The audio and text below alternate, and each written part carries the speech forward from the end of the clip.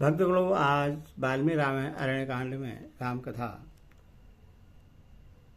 लक्ष्मण का अयोमुखी को दंड देना तथा श्री राम और लक्ष्मण का क्रमबंध के बाहुबंध में पढ़कर चिंतन होना, यह कथा आज रामायण वाल्मीकि रामायण में से सुनाऊंगा। आप इसको ध्यानपूर्वक सुनें और इस चैनल को लाइक एंड सब्सक्राइब जरूर करें। भगवान राम आपका आपके परिवार का कल्याण करेंगे। कथा सुनिए। इस प्रकार जटायु के लिए जलाजली दान करके वे दोनों रघुवंशी बंधु उस समय वहां से परिस्थित हुए और वन में सीता की खोज करते हुए पश्चिम दिशा नृत्य कोण की ओर गए। धनुष बाण खंडक धारण किए वे दोनों इक्ष्वाकु वंशी वीर उस दक्षिण पश्चिम दिशा की ओर आगे बढ़ते हुए एक ऐसे मार्ग पर जा पहुंचे जिस पर लोगों का आना जाना नहीं होता था। वह मार्ग बहुत से वृक्षों, झाड़ियों और लता बेलों द्वारा सब ओर से घिरा हुआ था। वह बहुत ही दुर्गम, गहन और देखने में भयंकर था। उससे बेगपूर्वक लाकर वे दोनों महाबली राजकुमार दक्षिण दिशा का आश्रय ले उस अत्यंत भयानक और विशाल वन से आगे निकल गए। तदनंतर जन स्थान से 3 कोस दूर जाकर वे महाबली श्री राम और लक्ष्मण क्रोचारणी नाम से प्रसिद्ध गहन वन के भीतर गए। वह वन अनेक मेघों के समूह की भांति श्याम प्रतीत होता था। विविध रंग के सुंदर फूलों से सुशोभित होने के कारण वह सब ओर से हर्षोत्फुल्ल सा जान पड़ता था। उसके भीतर बहुत से पशु पक्षी निवास करते थे। सीता का पता लगाने की इच्छा से वे दोनों उस वन में उनकी खोज करने लगे। जहाँ तहाँ थक जाने पर वे विश्राम के लिए ठहर जाते थे। विधिनंदनी अपहरण से उन्हें बड़ा दुख हो रहा था। तब वे दोनों भाई 3 कोस पूर्व जाकर क्रोचारणी को पार करके मतंग मुनि के आश्रम के पास गए। वह वन बड़ा भयंकर था। उसमें बहुत से भयानक पशु और पक्षी निवास करते थे। अनेक प्रकार के वृक्षों से व्याप्त वह सारा वन गहन वृक्षावलियों से भरा था। वहां पहुंचकर उन दशरथ राजकुमारों ने वहां के पर्वत पर एक गुफा देखी जो पैताल के समान गहरी थी। वह सदा अंधकार से आवृत रहती थी। उसके समीप जाकर उन दोनों नरश्रेष्ठ वीरों ने एक विशालकाय राशि देखी जिसका मुख बड़ा विकराल था। तब छोटे छोटे जंतुओं को भय देने वाली तथा देखने में बड़े भयंकर थे। उनकी सूरत देखकर घृणा होती थी। उसके लंबे पेट, तीखी दाढ़ें, कठोर त्वचा थी। वह बड़ी विकराल दिखाई देती थी। भयानक पशुओं को भी पकड़कर खा जाती थी। उसका आकार भी कट था और बाल खुले हुए थे। उस कंदरा के समीप दोनों भाई श्री राम और लक्ष्मण ने उससे देखा। वह राक्षसी उन दोनों वीरों के पास आई और अपने भाई की आगे आगे चलती हुई लक्ष्मण की ओर देखकर बोली, आओ हम दोनों रमण करें। ऐसा कहकर उसने लक्ष्मण का हाथ पकड़ लिया। इतना ही नहीं, उसने सुमित्रा कुमार को अपनी भुजाओं में कस लिया और इस प्रकार कहा, मेरा नाम अयोमुखी है। मैं तुम्हें भार्या रूप से मिल गई तो समझ लो बहुत बड़ा लाभ हुआ और तुम मेरे प्यारे पति हो। प्राणाद भी यह दीर्घ काल तक स्थिर रहने वाली आयु पाकर तुम पर्वत की दुर्गम कांडराओं में तथा नदियों के तटों पर मेरे साथ सदा भ्रमण करोगे। राक्षसी के ऐसा कहने पर शत्रुसूदन लक्ष्मण क्रोध से जल उठे। उन्होंने तलवार निकालकर उसके कान, नाक और स्तन काट डाले। कान और नाक और कान के कट जाने पर वह भयंकर राक्षसी जोर जोर से चिल्लाने लगी और जहां से आई थी उधर ही भाग गई। उसके चले जाने पर वे दोनों भाई शक्तिशाली श्री राम और लक्ष्मण बड़े वेग से चलकर एक गहन वन में जा पहुंचे। उस समय महातेजी धैर्यवान सुशील एवं पवित्र आचार विचार वाले लक्ष्मण ने हाथ जोड़कर अपने तेजस्वी भ्राता श्री रामचंद्र से कहा, आर्य मेरी बाएं बाह जोर जोर से फड़क रही है और मन उद्रिक्त सा हो रहा है। मुझे बार बार बुरे शकुन दिखाई देते हैं, इसीलिए आप भय का सामना करने के लिए तैयार हो जाइए। मेरी बात मानिए, ये जो बुरे शकुन हैं वे केवल मुझे ही तत्काल प्राप्त होने वाले भय की सूचना देते हैं।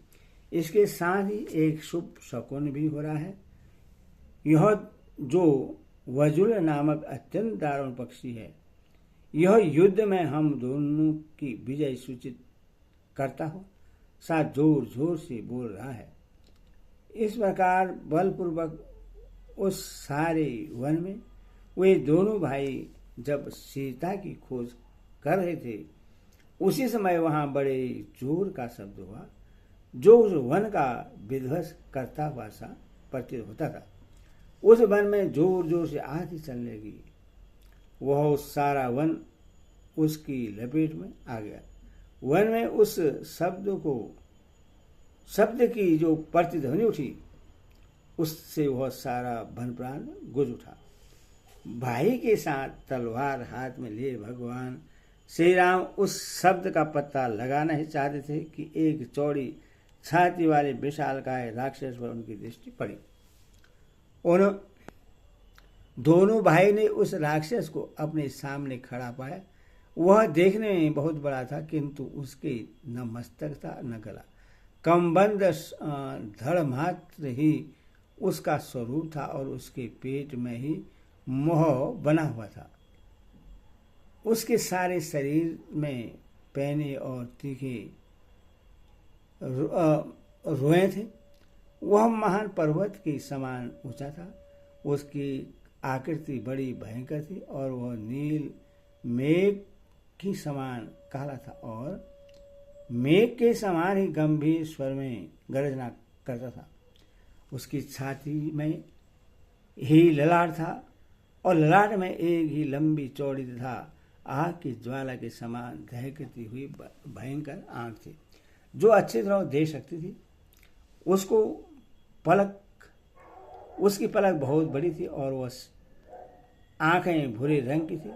उस राक्षस की दाढ़ी बहुत बड़ी थी तथा वह अपनी लबलबाती हुई जीभ से अपने विशाल मुख को बारंबार चाट रहा था। अत्यंत भयंकर रीछ, सिंह, हिंसक पशु और पक्षी ये ही उसके भोजन थे।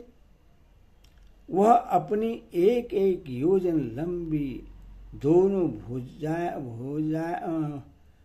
भयानक भुजाओं को दूर तक फैला देता और उन दोनों हाथों से नाना प्रकार के अनेकों भालू, पक्षी, पशु और मृगों के युद्धपतियों को पकड़कर खींच लेता था। उनमें से जो उसे भोजन के लिए अभिष्ट नहीं होते, उन जंतुओं को वह उन्हीं हाथों से पीछे ही ढकेल देता था। दोनों भाई श्री राम और लक्ष्मण जब उसके निकट पहुंचे तब वह उनका रास्ता रोककर खड़ा हो गया। तब वे दोनों भाई उससे दूर हट गए और बड़े गौर से उसे देखने लगे। उस समय वह एक कोस लंबा जान पड़ा। उस राक्षस की आकृति केवल कबंत धड़ के ही रूप में थी, इसीलिए वह कबंत कहलाता था। वह विशाल, हिंसापरायण, भयंकर तथा दो बड़ी बड़ी भुजाओं से युक्त था और देखने में अत्यंत घोर प्रतीत होता था। उस महाबाहु राक्षस ने अपनी दोनों विशाल भुजाओं को फैलाकर उन दोनों रघुवंशी राजकुमारों को बलपूर्वक पीड़ा देते हुए एक साथ ही पकड़ लिया। दोनों के हाथों में तलवारें थी, दोनों के पास मजबूत धनुष थे और वे दोनों भाई प्रचंड तेजस्वी विशाल भुजाओं से युक्त तथा महान बलवान थे। तो भी उस राक्षस के द्वारा खींचे जाने पर विश्वता का अनुभव करने लगे। उस समय वहां रघुवीर रघुनंदन श्री राम तो धैर्य के कारण व्यतीत नहीं हुए, परंतु बाल बुद्धि होने तथा धैर्य का आश्रय न लेने का लक्ष्मण के मन में बड़ी व्यथा हुई। तब श्री राम के छोटे भाई लक्ष्मण विषादग्रस्त हो श्री रघुनाथ से बोले, वीरवर देखिए, मैं राक्षसों के बस में पड़कर विवश हो गया हूँ। रघुनंदन, एकमात्र मुझे ही इस राक्षस को भेज देकर आप स्वयं इसके बाहुबंद से मुक्त हो जाइए।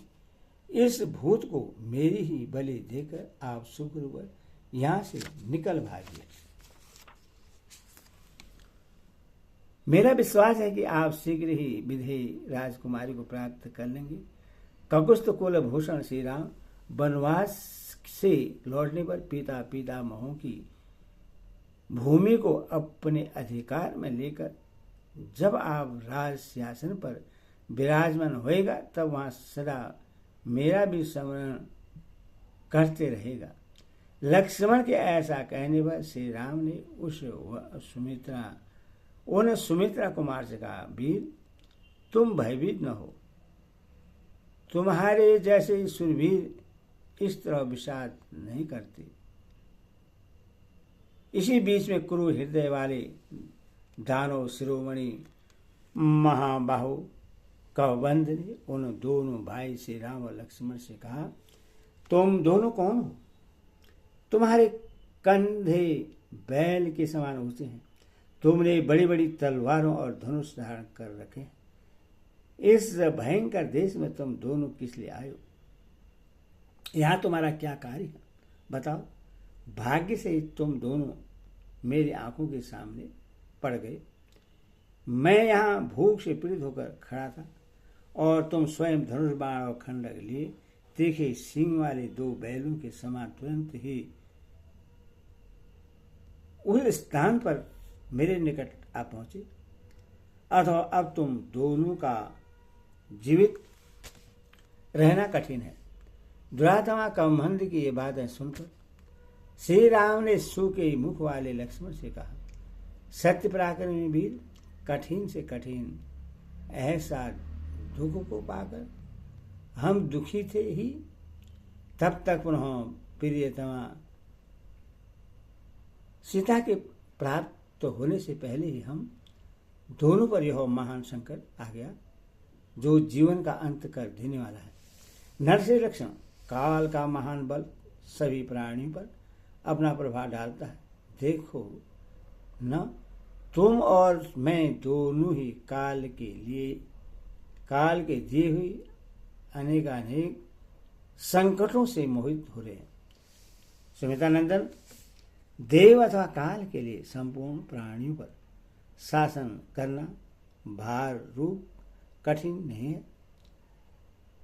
सुरासर बलवंश कीर्ता स्त्रास रणाजीरे कालाविपनं सदति तदा यदा बालुग सेतु।